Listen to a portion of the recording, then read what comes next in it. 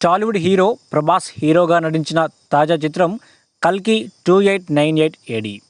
ఈ సినిమాకు నాగ్ అశ్విన్ డైరెక్షన్ వహించిన విషయం మనకందరికీ తెలిసిందే. ఇందులో బాలీవుడ్ బ్యూటీ దీపికా పదుకొనే హీరోయిన్గా నటించింది. అంతేకాకుండా బాలీవుడ్ బిగ్ బి అమితాబ్ బచ్చన్, కమల్ హాసన్ లాంటి స్టార్ సెలబ్రిటీలు కూడా ఇందులో కీలక పాత్రల్లో నటించారు.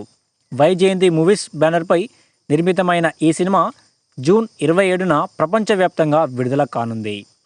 విడుదల తేదీ దగ్గర పడుతుండడంతో చిత్ర బృందం ఇప్పటికే ప్రమోషన్స్ని వేగవంతం చేసింది. ఇప్పటికే ఈ సినిమా నుంచి విడుదలైన టీజర్, అప్డేట్లు, ఫొటోస్ సినిమాపై అంచనాలను పెంచాయి. ఇదిలా ఉంటే తాజాగా ఈ సినిమాకు సంబంధించిన ఒక వార్త సోషల్ మీడియాలో వైరల్గా మారింది.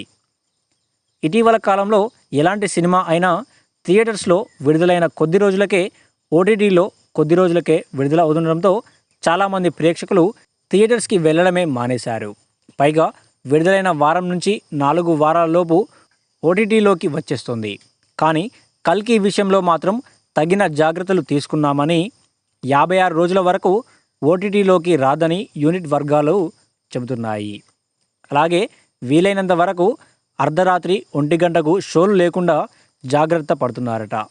నిద్ర కళ్ళతో సింగిల్ థియేటర్లలో అర్ధరాత్రి సినిమా చూడడం, ఇలా ఉంది అలా ఉంది అంటూ టాక్ స్ట్రేట్ చేయడం అవసరమా అనే ఆలోచనలో ఉందట చిత్ర యూనిట్.